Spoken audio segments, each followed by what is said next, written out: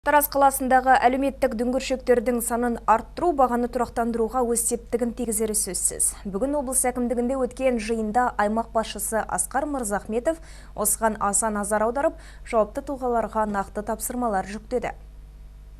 Аталған жиында өңірдегі азық-түлік бағаларын тұрақтандыру мәселелері қаралды. Облыстық ауыл шаруашылық басқармасының басшысы Берік Нығмашев облыс әкімдігінің қаулысымен қабылданған жаңа қағида аясында атқарылатын шаралар туралы баяндады. Ол бұл бойынша комиссия құрылып, жыл басында тауар тізімін, шекті бағаны, үстеме ақыны, ең төменгі қор көлемін бекітіп отыратынын жеткізді. Сондай-ақ бағаны тұрақтандыру бойынша тұрақтандыру қорын қалыптастыру мен пайдалану, ауыл шаруашылық жәрмеңкесін өткізу, көтерме тарату орталықтарын ашу, азық-түлік бағаларының жаңа тетіктерін енгізу шаралары ұдайы назарда екенін білдірді. Бүгінде аталған қор есебінде 294-те 5 миллион теңге ақшалай және құны 750-де 6 миллион теңге болатын 5000 тоннаға жуық тауардың барлығын айтқан басқарма басшысы, қазірге дейін облыс орталығы Тараз қаласында кеңейтілген 25 жәрмеңке өтіп, онда 857-те 8 тонна ауыл шаруашылық өнімдері нарық бағасынан 8-20%-ға дейін төмен бағада сатылғанын тілге тиек етті. Ол ғана емес, шаһардағы ауыл береке базарының қасынан Тараз көтерме тарату орталығын және Үшбұлақ теміржол бекетінің маңынан Жамбыл көтерме тарату орталығын салу жұмыстары жоспарға сәйкес жүргізілуде екен. Сонымен қатар азық-түлік бағаларын тұрақтандыру тетіктерін жүзеге асыру қағидасы аясында екі бағыт қарастырылған десек, олар тұрақтандыру қордың қызметі және кәсіпкерлік субъектілеріне несие беру. Бірінші тетік бойынша тұрақтандыру қорына қажетті 11 әлеуметтік маңызы бар тауардың тізімі айқындалып үлгеріпті. Қазіргі таңда әлеуметтік кәсіпкерлік корпорациясы тарапынан қалыптастыру шаралары жүргізіліп, максималды бағалардың мөлшер және минималды қордың көлемі айқындалуда.